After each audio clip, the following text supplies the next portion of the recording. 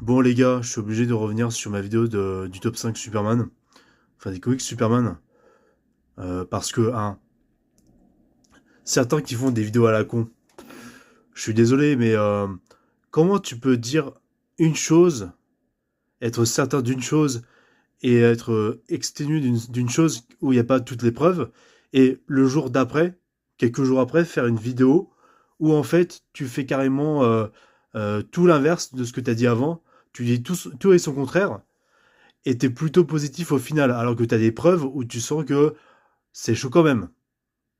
Explique-moi ta logique de vidéaste. Je suis désolé, explique-moi ta logique de vidéaste.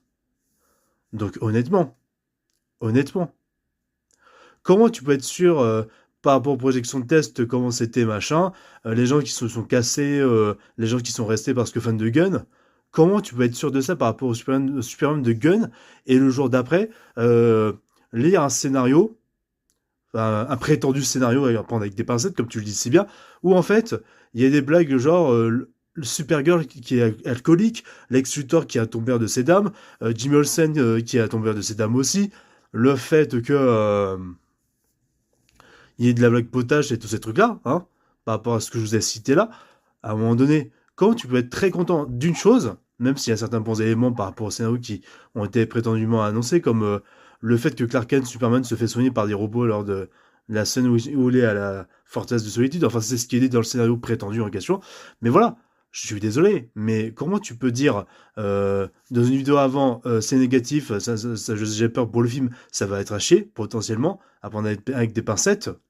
Donc du coup, mais alors que là, tu as un scénario où tu as l'explication du scénario, mais que tu as des éléments qui sont tellement contradictoires et irrespectueux même du personnage de Superman et qui peuvent faire peur. Après, c'est vrai que moi, j'ai pas encore vu le film. Il est vrai, t'as pas encore vu le film non plus. Il est vrai, on n'a pas encore vu le film. On verra ce que ça donnera, mais il y a certains éléments où tu pourrais te dire, il y a de la blague. Il y a Supergirl qui est alcoolique. Il y a quand même un red flag, tu vois. Donc, faut juste être cohérent dans son discours et arrêter de se contredire. Je suis désolé. D'accord. Parce que là, je sais que c'est juste des films à la con, des torchons de BD à la con, tu vois, avec lesquels on s'amuse, mais c'est tout. À un moment donné, faut être cohérent dans ton discours et arrêter de voilà valoriser une chose quand elle arrive au final et que quand ça affirme ce que tu avais craint à la base, ça peut faire peur. Et bref, voilà. C'est Google que je voulais faire passer.